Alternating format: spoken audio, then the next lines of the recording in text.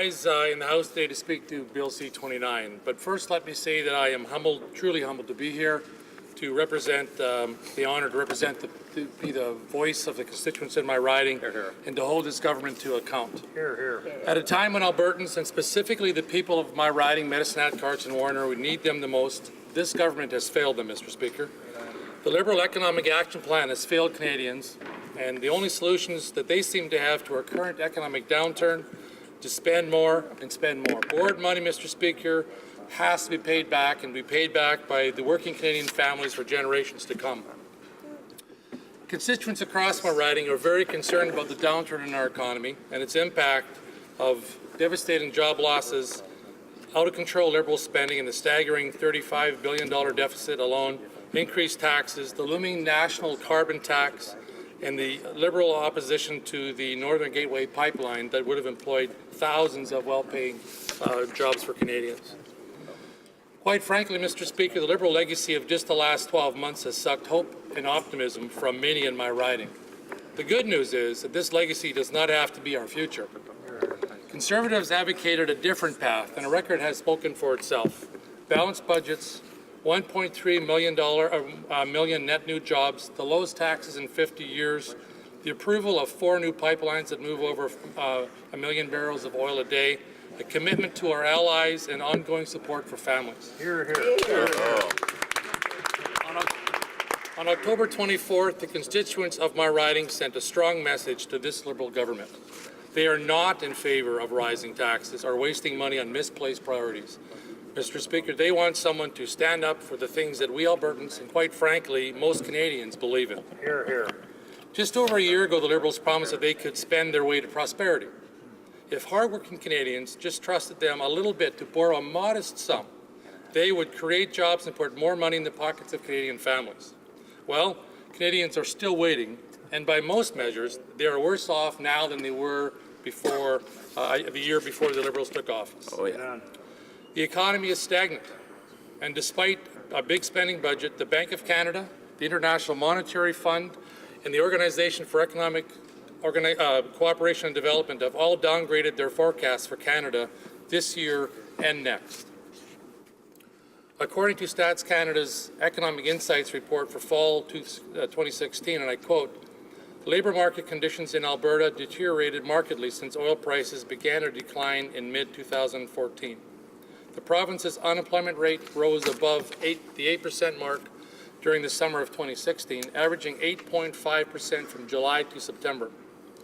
This marks the first time that the unemployment rate in the province has risen above 8% since the mid-1995, end quote. This is the sad reality for Albertans, Mr. Speaker. Where are the jobs that have been promised by this Liberal government? What's more, with a national unemployment rate of 7%, Canada is actually worse off now than when the Liberals entered office. Recent reports indicate that a further 30,500 full-time jobs have been lost in the last year alone. Good jobs are in short supply, and the vast majority of new jobs created under the Liberals have been part-time. Mr. Speaker, the situation in my riding of Medicine Hat, Carson, Warner is no different from the outlook for Alberta.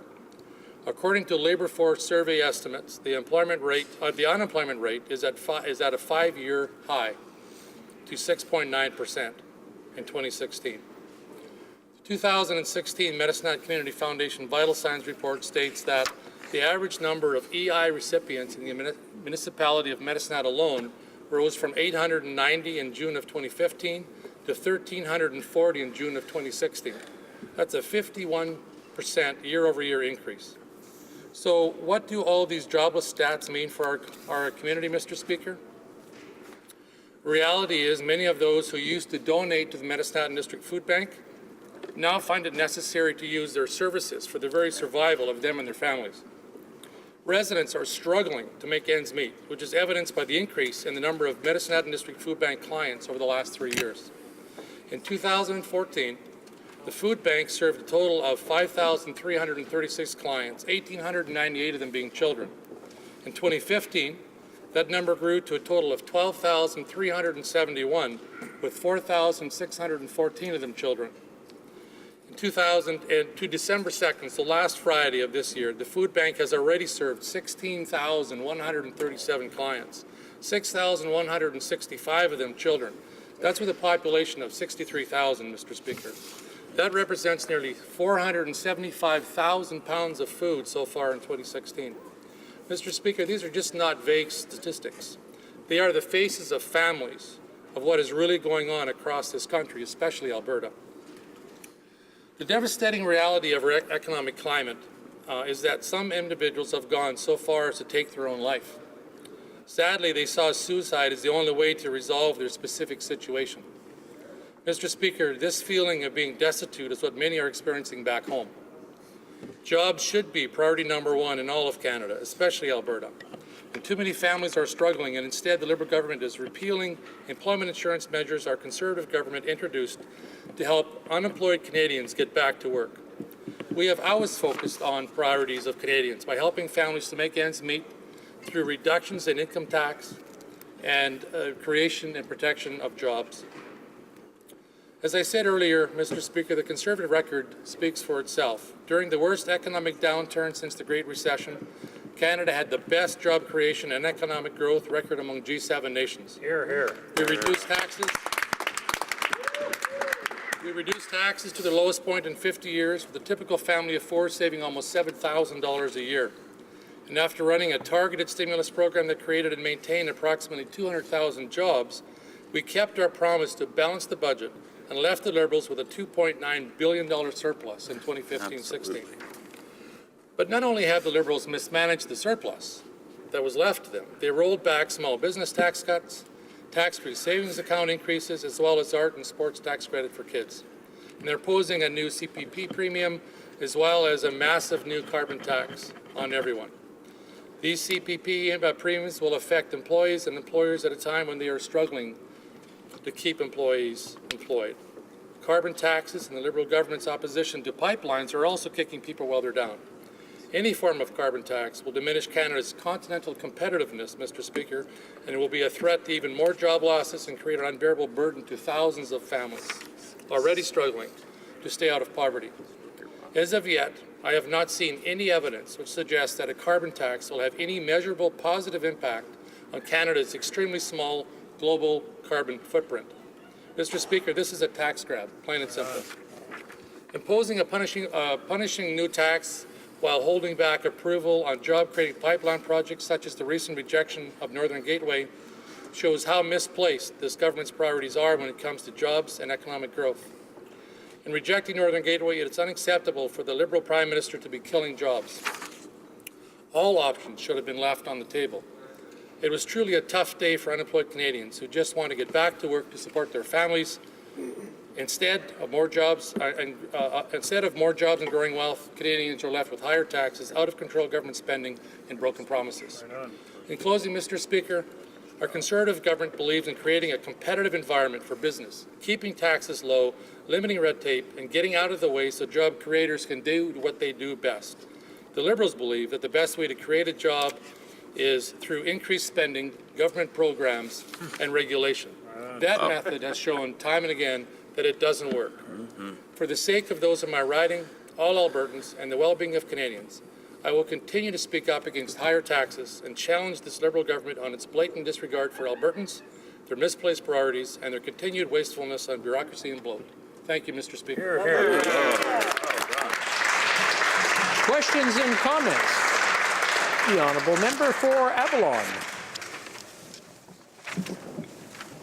Thank you, Mr. Speaker, and I welcome the new member here from Medicine Hat and congratulate him on his speech here in the House today. But he mentioned a lot of information and numbers and figures and whatnot, but I'll just highlight one. He mentioned it as a carbon tax, carbon policy or whatever, but from the federal government point of view, it's revenue neutral. It's revenue neutral, the money goes back to the provinces. And in the case of Alberta, the provincial government in Alberta was bringing in a carbon pricing policy regardless of what the federal government did at all. So how does he square that circle and lay the blame on the federal government versus when his provincial government was bringing in the same thing? The Honourable Member for Medicine Hat, Carson Warner. Well, Mr. Speaker, the reality is that no one in Alberta agrees with the $30 carbon tax, but our Liberal government has been kind enough to increase that to 50. So it is that, Mr. Speaker, it's exactly that. It is a tax. Anytime that you have one government who says they're going to take money from Canadians and give that money to another government to try and distribute, Canadians don't trust that, and I don't blame them. Right on. Questions and comments. The honourable member for, Regina Louvain. Thank you, Mr. Speaker. I'd like to thank for Medicine Hat Cardston Warner for his remarks. It's a constituency that's near and dear to my heart because during the last general election campaign, the federal NDP candidate in that riding was a woman named Erin Weir and had two MPs with exactly the same name been elected from the same party, I believe it would have greatly improved Hansard in this assembly, Mr. Speaker. But the member for Medicine Hat, Cardston Warner, mentioned the large increase in EI use in Medicine Hat. And of course, the main reason for that is a deterioration in labor market conditions, which we've also suffered in Saskatchewan. Another reason for it is that the federal budget did provide an extension of EI benefits across Alberta and in most of Saskatchewan, except for the city that I represent. And I'm wondering if my colleague could comment on the federal government's decision to leave laid-off workers in Regina out of the EI extension provided everywhere else in Saskatchewan and across his province. The honourable member for Medicine Hat, Cardston Warner. I'd like to thank the honourable member for his question. There was many people in Alberta who experienced the same confusion as to why the federal government would leave certain areas of the province unattended, if you will, to EI benefits. It not only didn't happen in Alberta, it happened in Saskatchewan, as you said. So it was disturbing, and the Liberal government wears this, Mr. Speaker. Here, here. Questions et commentaires. The honourable member for Beauport-Limoilou. Speaker, I would like to congratulate my colleague for his great electoral victory, and I have great confidence that he will serve with all his strength his constituents. Our colleague was on the electoral trail just a few weeks ago. He had the chance to knock on doors, go to many events, organizations, and hear from his constituents. We all did that during the election. Now we might do it a little bit less because we're always here. But he was there a few weeks ago, and I would just like him to tell us what was the most critic that always came back and back again against this government from his constituents. Thank you, sir. Member for Medicine Hat, Cardston Warner. It's when the Prime Minister showed up. Thank you for your question, my colleagues. One of the things that was loud and clear throughout the entire nomination process as well as the election was the Liberals' proposed carbon tax. Right.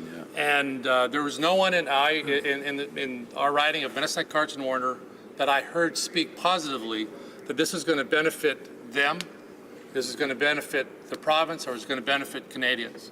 That was one issue. The other issue that came forward loud and clear all the time was the out-of-control spending that this current government seems to be exercising, and their inability to create jobs at a time when our riding is desperate for jobs, and we're losing full-time jobs. I mean, the Liberals tell us that they're creating all these jobs. We don't know where they are, and if they are anywhere, they're in part-time, if that, and they're sporadic at best.